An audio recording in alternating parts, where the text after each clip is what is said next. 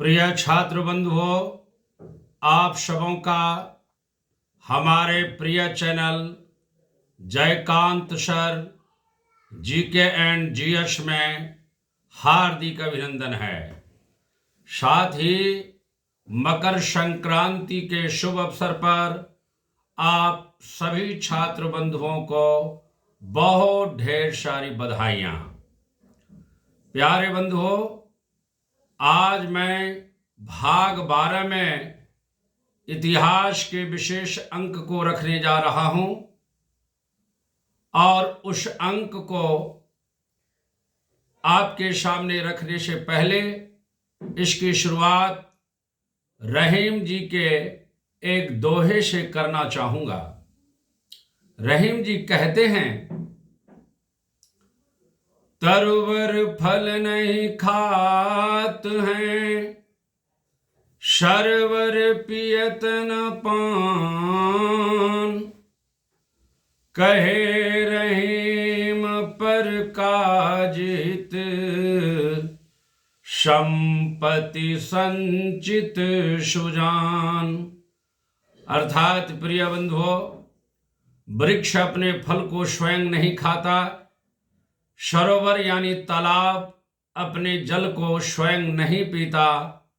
उसी प्रकार से जो बुद्धिजीवी हैं, विद्वान हैं, गुरु हैं, साधु हैं, संत हैं, दार्शनिक हैं, उनके द्वारा उपार्जित विद्या रूपी धन स्वयं के लिए नहीं होता, वह आप जैसे छात्रों के त्याग के लिए ही होता है। और छात्र धर्म भी है त्याग, तपस्या, बलिदान।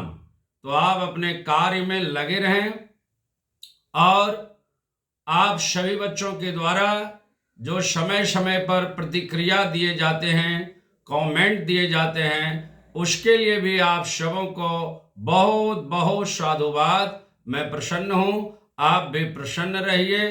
बिना समय गवाए अब मैं 15 प्रश्नों के सेट को आपके सामने इस प्रकार रखने जा रहा हूं। प्रश्न पहला है, 14 जनवरी को कौन सा ऐतिहासिक युद्ध हुआ? प्रश्न नंबर 1, 14 जनवरी को कौन सा ऐतिहासिक युद्ध हुआ? प्रश्न नंबर 2 है, भारत में बंगाल का प्रथम गवर्नर जनरल कौन था? भारत में बंगाल का प्रथम गवर्नर जनरल कौन था? प्रश्न नंबर 3 है, चर्बी युक्त कारतूसों का संबंध था? चर्बी युक्त कारतूसों का संबंध था। प्रश्न नंबर 4 है, नो अपील, नो वकील, नो दलील किसका जुड़ा कथन है? नो अपील, नो वकील, नो दलील किसका जुड़ा कथन है? प्रश्न नंबर 5 है, अखिल भारतीय हरिजन संघ की स्थापना किसने की? प्रश्न नंबर 5 है, अखिल भारतीय हरिजन संघ की स्थापना किसने की? प्रश्न नंबर 6 है, स्वाधीनता हमारा लक्ष्य है और हिंदुत्व ही हमारी आकांक्षा पूरी कर सकता है। प्रश्न नंबर 6 है, स्वाधीनता हमारा लक्ष्य है और हिंदुत्व ही हमारी आकांक्षा पूरी कर सकता है, यह किसने कहा? प्रश्न नंबर 7 है, गुलबदन बेगम द्वारा रचित पुस्तक का क्या नाम है? प्रश्न नंबर 7 है, गुलबदन बेगम द्वारा रचित पुस्तक का क्या नाम है? प्रश्न नंबर 8 है, किस राजा के काल में अष्टप्रधान मंत्री परिषद हुआ करती थी? प्रश्न नंबर 8 है, किस राजा के काल में अष्टप्रधान मंत्री परिषद हुआ करती थी? प्रश्न नंबर 9 है, दीवान ए इंसा का संबंध है? प्रश्न नंबर 9 है, दीवान ए इंसा का संबंध है। प्रश्न नंबर 10 है निगंठ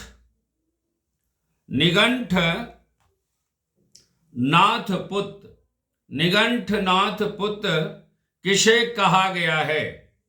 प्रश्न नंबर 10 है निगंठनाथ पुत्र किसे कहा गया है?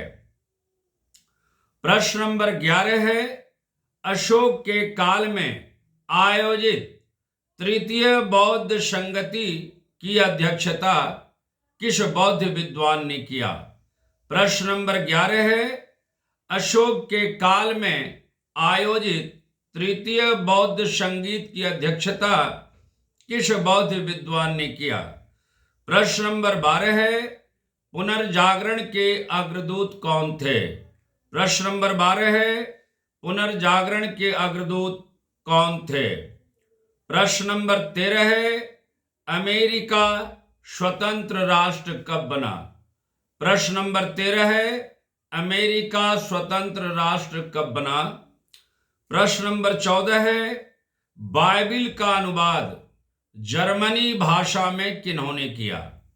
प्रश्न नंबर 14 है बाइबिल का अनुवाद जर्मनी भाषा में किन्होंने किया? और अंतिम 15 नंबर का प्रश्न है मुक्तिदाता रूस में किसे कहा जाता है? प्रश्न नंबर 15 है मुक्तिदाता रूस में किसे कहा जाता है? अब आपको इनके बाद उत्तर दिए जाएंगे। धन्यवाद। प्रिय बंधुओं, 15 प्रश्नों के सेट के बाद आपको इन 15 प्रश्नों के उत्तर क्रमशः दिए जा रहे हैं। प्रश्न नंबर 1 का उत्तर है पानीपत की तृतीय लड़ाई जो 14 जनवरी 1761 को हुई थी। प्रश्न नंबर 2 का उत्तर है वारेन हेस्टिंग्स। प्रश्न नंबर 2 का उत्तर है वारेन हेस्टिंग्स। प्रश्न नंबर 3 का उत्तर है 1857 की क्रांति। प्रश्न नंबर 3 का उत्तर है 1857 की क्रांति। प्रश्न नंबर 4 का उत्तर है रॉलेट एक्ट। प्रश्न नंबर 4 का उत्तर है रॉलेट एक्ट। प्रश्न नंबर 5 का उत्तर है महात्मा गांधी। प्रश्न नंबर 5 का उत्तर है महात्मा गांधी। प्रश्न नंबर 6 का उत्तर है अरविंद घोष। प्रश्न नंबर 6 का उत्तर है अरविंद घोष। प्रश्न नंबर 7 का उत्तर है हुमायूं नामा। प्रश्न नंबर 7 का उत्तर है हुमायूं नामा। प्रश्न नंबर 8 का उत्तर है शिवाजी के काल में। प्रश्न नंबर 8 का उत्तर है शिवाजी के काल में। प्रश्न नंबर 9 का उत्तर है पत्राचार से। प्रश्न नंबर 9 का उत्तर है पत्राचार से। प्रश्न नंबर 10 का उत्तर है वर्धमान महावीर। प्रश्न नंबर 10 का उत्तर है वर्धमान महावीर। प्रश्न नंबर 11 का उत्तर है प्रश्न नंबर 11 का उत्तर है मोगली पुत्र तिश। प्रश्न नंबर 11 का उत्तर है मोगली पुत्र तिश। प्रश्न नंबर 12 का उत्तर है दांते। प्रश्न नंबर 12 का उत्तर है दांते। प्रश्न नंबर 13 का उत्तर है 4 जुलाई 1776। प्रश्न नंबर 13 का उत्तर है 4 जुलाई 1776। प्रश्न नंबर 14 का उत्तर है मार्टिन लूथर ने। प्रश्न नंबर 14 का उत्तर है मार्टिन लूथर ने। और अंतिम 15 नंबर के प्रश्न का उत्तर है अलेक्जेंडर द्वितीय को। अंतिम 15 नंबर का प्रश्न का उत्तर है अलेक्जेंडर द्वितीय को। और मैंने आपसे कहा था अंतिम में एक रोचक प्रश्न आपको दिए जाएंगे और उनके उत्तर भी। प्रश्न यह है क्या संवैधानिक संस्था वास्तव में गुलाम है या राजनीतिक पार्टियां आरोप ही करती रहती है? इनके उत्तर इस प्रकार से हैं। यह बहुत ही दुविधाजनक है कहना कि वास्तव में संवैधानिक संस्था गुलाम है।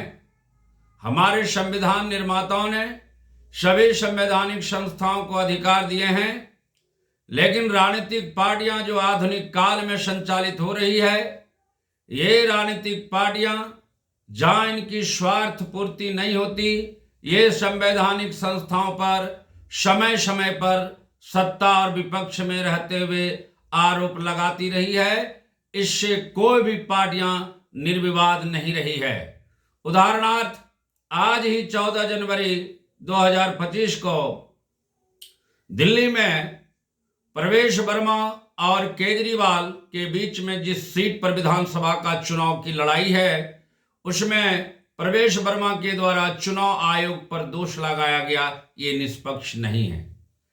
तो इस प्रकार से संवैधानिक संस्थाओं पर अगर आरोप लगा रहे हैं तो पार्टियां इनको निष्कलंक करने के लिए अब तक क्या करती रही है, यह स्वयं में एक प्रश्नवाचक चिन्ह है। और संस्थाएं भी ऐसे बेतुके आरोप लगाने वाले पर अपने अधिकार का राजदंड के समान उपयोग करें ताकि इनको एक सबक मिले। धन्यवाद।